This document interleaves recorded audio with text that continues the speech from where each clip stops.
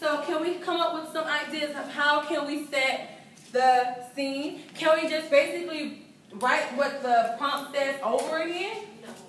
No. But we can do what with that? What can we do to make it our own? Put it in our own words. Paraphrase it. So, let's go. How can we paraphrase it?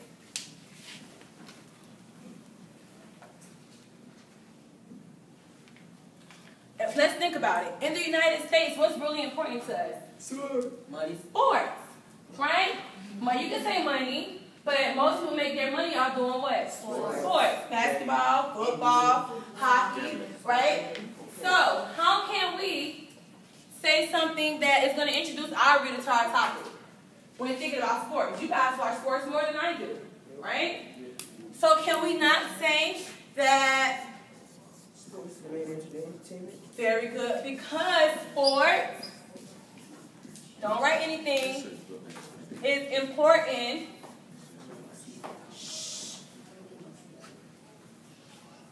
Because sports is important to many of, you can't say all Americans because then we'll be telling a lie. You don't want to lie while writing. We don't know if sports is important to all Americans, but we know that it's important to many Americans, yes? Okay, so because sports is important to many Americans, who's upset? Who's having the meetings with the district people? Parents. So because sports is important to many Americans, parents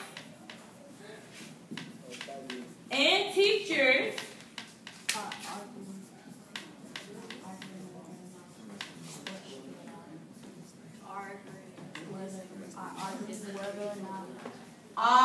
arguing whether or not sports should be allowed. Well, I should hear talking. Whether or not sports should be allowed where? In school. School. In high school. Sports should be allowed.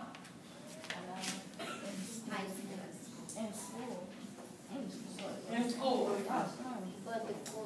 Okay. So here we go.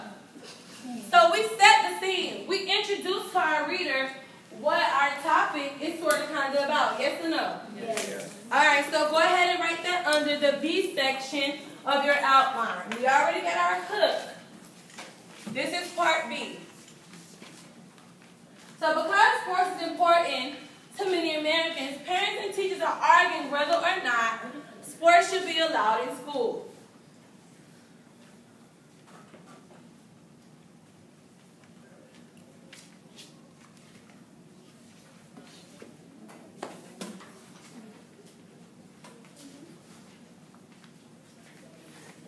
We have just set the scene.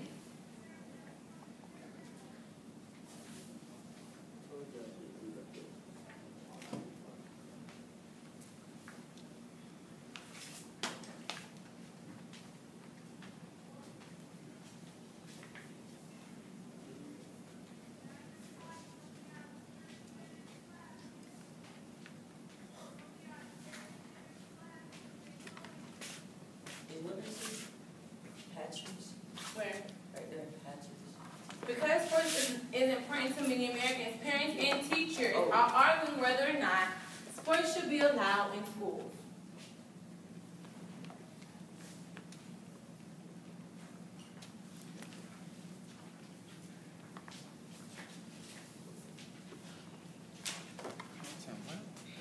Say aye when you are ready. Aye. Okay. I'm done. 10 more seconds. 10 more seconds. You have to write fast, Trayvon.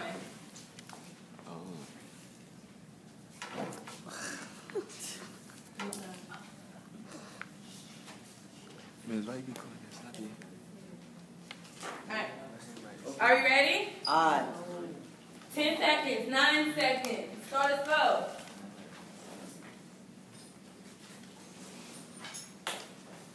So, what is the last part? What is that C part of our I? What does it say? What must we have? Thesis. That thesis. Guess what? We are not using thesis. What are we using? What are we making? Start with the C. A claim.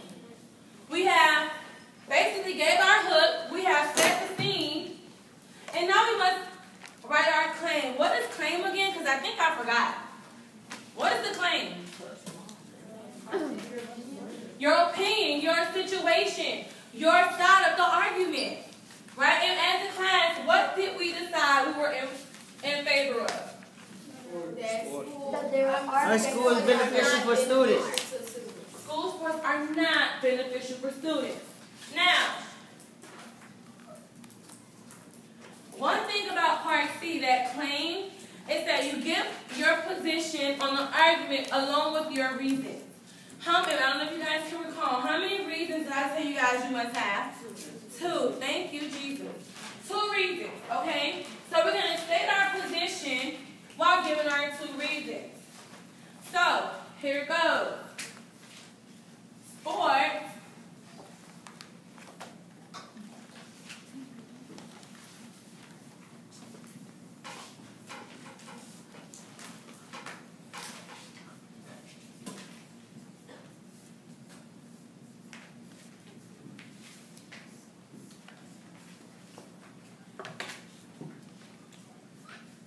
Why are sports not beneficial to students? Where can we get that information from? We could get it in source 2. Source 3. Source 3. Okay.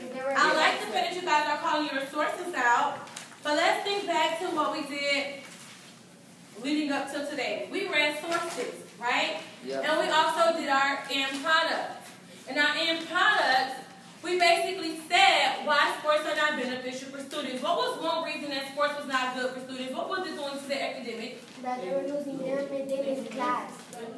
It was distracting them. It was making their academics lower. And they're missing class. And they're missing class. And they dropped their test scores. So we know that one main reason that sports is not beneficial is because it's messing up their academics, right? It's a distraction for academic purposes. So, sports are not beneficial for students, period. Sports are not beneficial for students because they're not focusing on their education. very good. Okay, so here's one thing when it comes to us making our reasons, right? Our reasons need to be broad. So we said that it's messing up their academics. That's great. We don't have to say that it's making their test scores drop. We're not going to put that. That's going to be part of our details or evidence instead of our body paragraph. So your reasons are very broad. One is messing up their education. What was the second reason? What was happening in that other school? Other schools, they didn't have sports at all because they was basically focusing on their grade, their education and stuff. Okay, so that kind of goes with our first is the fact that it hinders their education. Good answer, Cam. If the kids want to play, they have to get their own game. Okay, let's step back. Wait, let's back up for a little bit because I see that there's a little bit of confusion. We said that sports are not beneficial, right? We said that sports are not beneficial for, one, it's messing up their academics, right? But something else happened with the other students at the other school. They worship only the people who play sports and not the clubs. Very good. So some schools, they only worship the people that play sports and not the other people that didn't entertain sports. So what is that known? What were they doing? What were they doing to the students? They were pushing on the side because the other kids play sports and the other kids don't. Okay, so I heard favorites. They was splitting them into groups. They were dividing the student body. So one, sports are not beneficial because sports. Oh man. Sorry guys. I had it on eraser. Alright. So sports are not beneficial because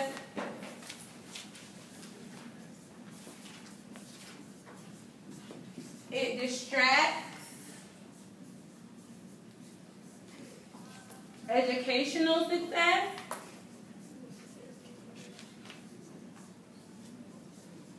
I hear talking is not about honest. And it divides students. Alright, so big.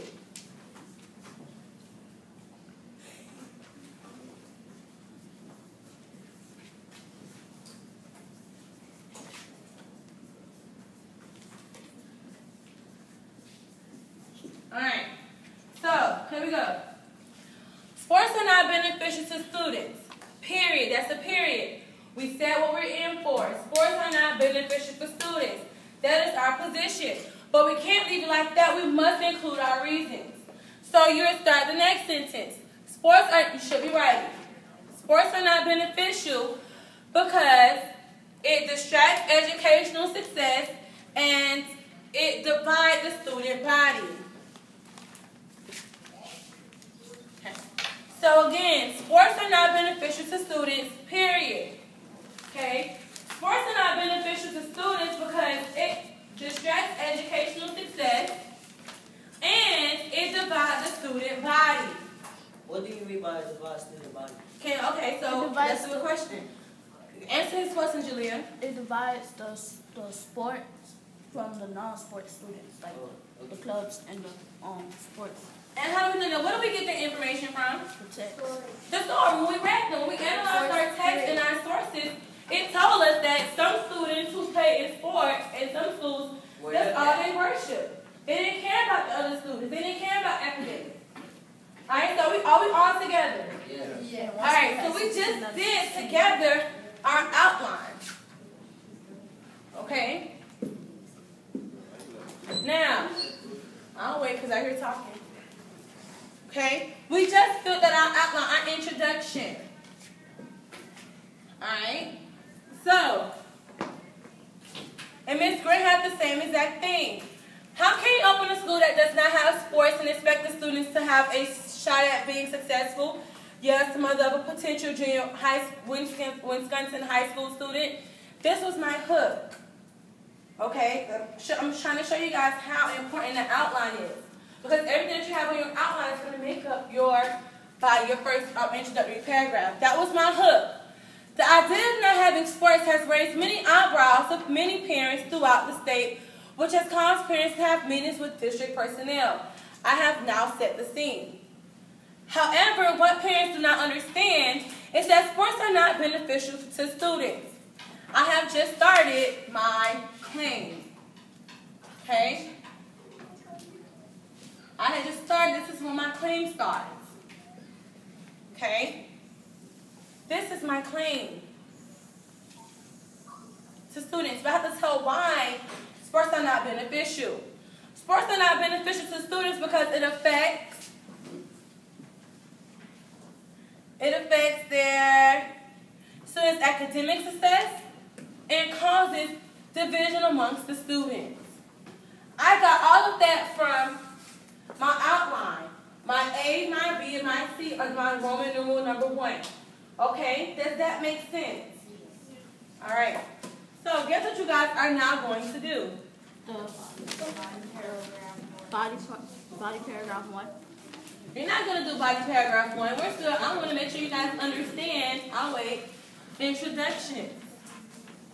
So, we did one together as a class, right? Yep.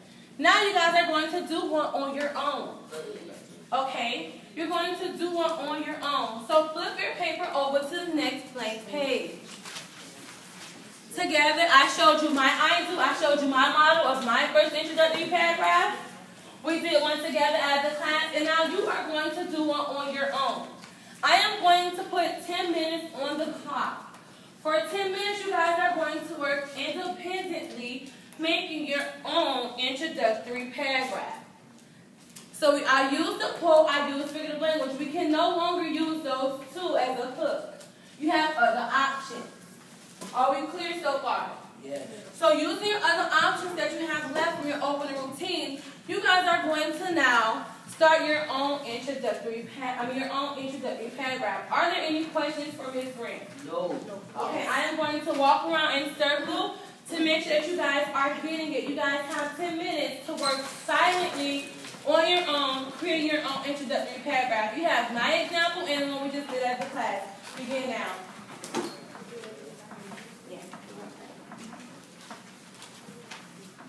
Let's go, Ziggy. Let's go.